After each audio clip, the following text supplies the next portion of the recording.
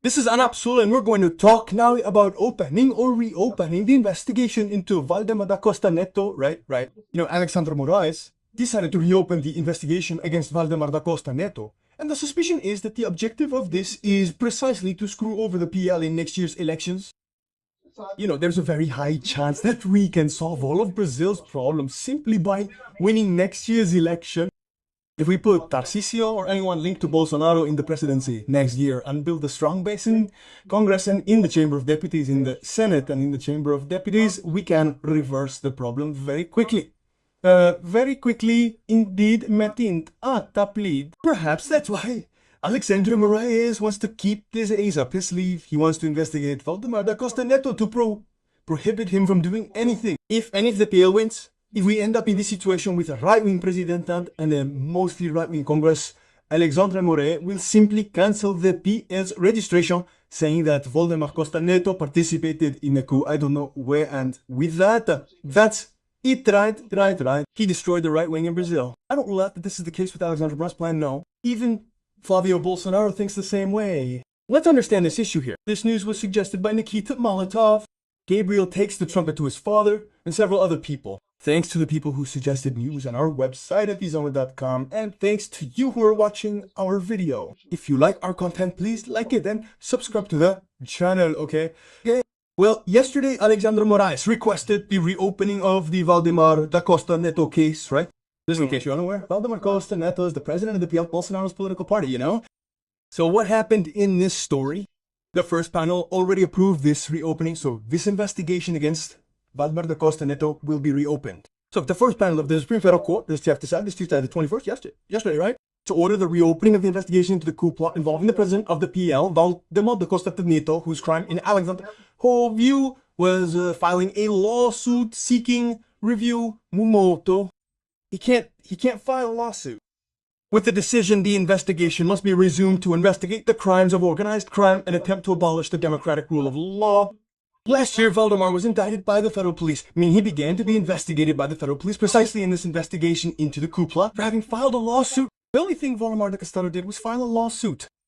However, the Attorney General didn't indict the politician. The Attorney General's office understood that there were no grounds to charge Valdemar da Costa Neto, right?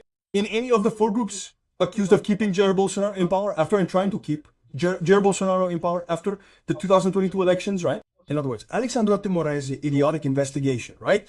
Earlier, Moraes suggested resuming the investigation during the session that convicted Carlos and Cesar Morezzone Rocha, who is the president of the Instituto Voto Legal.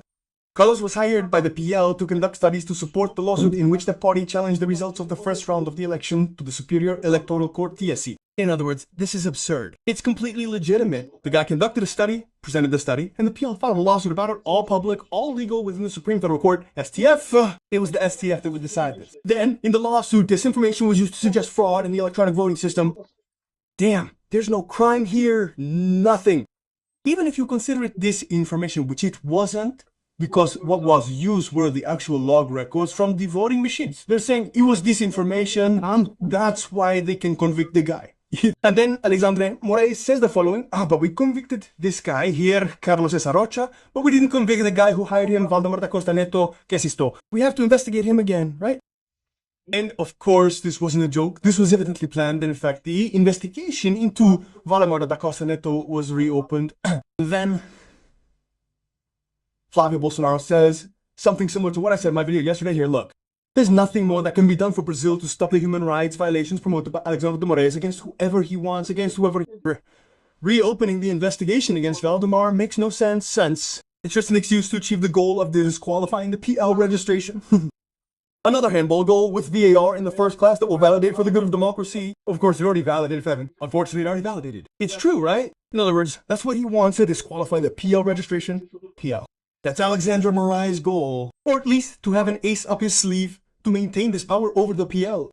In other words, even if everything happens, if the PL wins, if the president is sworn in, Tarcísio, Eduardo Bolsonaro, whoever it is governing with such, he could, look, if you start messing with me, I'll pull the card here, I'll disaffiliate with the PL, I'll disband the PL, it's over and done with, right? It's over and done with, right?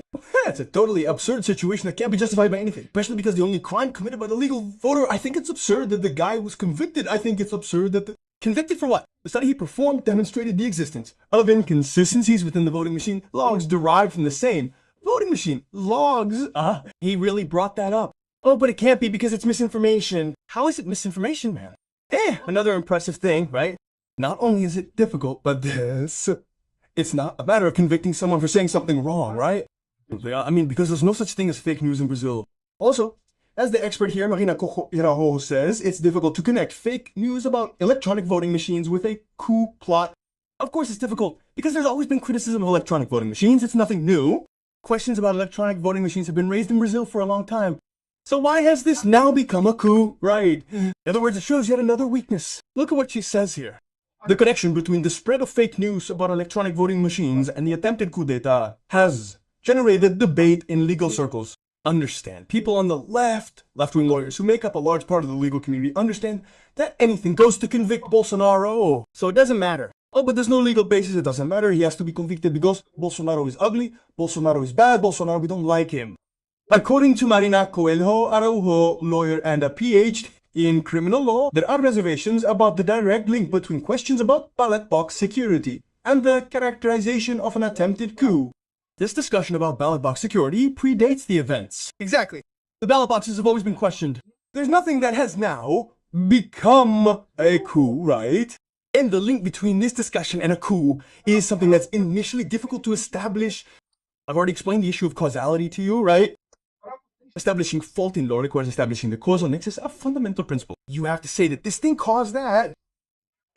What Alexandre Maurice is saying is that the discussion about electronic voting machines, right, caused January 8th because it made people very nervous and so on. No, what caused January 8th was people wanting to go there and break things. There's no connection between one thing and the other. Especially because, as she mentioned here, there were already questions about electronic voting machines before, right? In other words, how come it didn't cause the problem in the other times and now it caused the problem, right?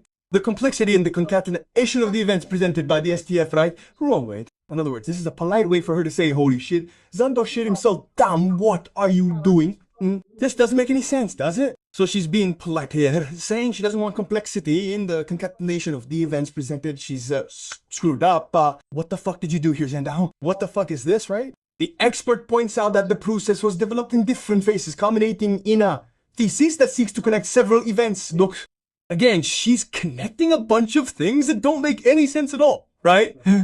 Yeah, including the events of January 8th. The lawyer emphasizes that her analysis doesn't aim to validate the questions about the ballot boxes, but rather point out the complexity of establishing a causal connection, a direct causal link between these questions and the attempted institutional rupture, right? Yeah, anyway, that's what I'm telling you, right? Alexandre Maurice is messing up. Everyone knows he's messing up. But the scariest thing is this. He's now taking this thing, using a stickball goal, a handball goal validated by VAR to put the bill at risk, right? Right? Now, Flavio Bolsonaro is bringing up another important point here, okay? They should serve as a warning to the other parties, the PP, União Brasil, Republicanos, PSD, and even the PT. If the winds of Biruta change, he'll go after anyone without any ceremony. Just be bold, go against his interests, right? What Flavio's doing here is entirely correct and very positive. It's essential to remind everyone that the left-leaning side is enthusiastically applauding the absurd actions Alexandre de Moraes is undertaking. Yeah, go ahead, XANDÅ. Hit Bolsonaro, XANDÅ. Is everyone happy with this? It really boils down to the fact that this could happen to anyone from now on, okay? People better watch out for this. Amnesty is the only alternative. If there's amnesty, that's it. That solves your problem, right? Unless we vote for an amnesty, y'all crazed and unlawful persecution of us will not cease. The amnesty has to be approved, right? Another thing, what might be happening here is Alexandre de Morsom wanting to gain an advantage to discuss the Magnitsky issue with the US government, right? Because it seems that Lula has already rejected Alexandre Moraes. Here it is, look. According to Ricardo Rover on here, look, according to a source, Moraes rejected Moraes in the United States. Upon hearing the Secretary of State's condition, right, that Marco Rubio said that Bolsonaro's problem must be resolved, the Chancellor reportedly responded something like, we also suffer from his hand and so on. In other words, he has nothing to do with us and so on. Oh, and Alexandre Moraes is out of our negotiations, right? And I don't doubt at all that Lula will do this, because Lula doesn't like Alexandre Moraes. Alexandre Moraes isn't left-wing, right? And the PT people like XANDÅ, while XANDÅ is bashing Bolsonaro. Besides, my friend, there's no such thing, right? Now, this is false because, I'll tell you something, it's very easy for Marco Rubio to say just approve amnesty. If he approves amnesty, there's nothing Alexander can do in the end. Oh, but he can overturn amnesty in the Supreme Court, man. It would be very, very difficult to do that. There's no chance of that. So in the end, this is the situation. Alexander Moraes is increasingly desperate because he's alone. Not even Lula is holding him back anymore. He wants to go after Valdemar da Costa Neto to pick a fight with him, to try to gain some bargaining power on his own. From Magnetisk. It won't work. Thank you for watching the video until the end. In addition to liking, sharing, and subscribing to the channel, consider becoming a sponsor with fees starting at $1.99. Click the Become a Member button below to learn about the terms and benefits of sponsoring the channel. For more information about our project, visit our websites listed on the screen.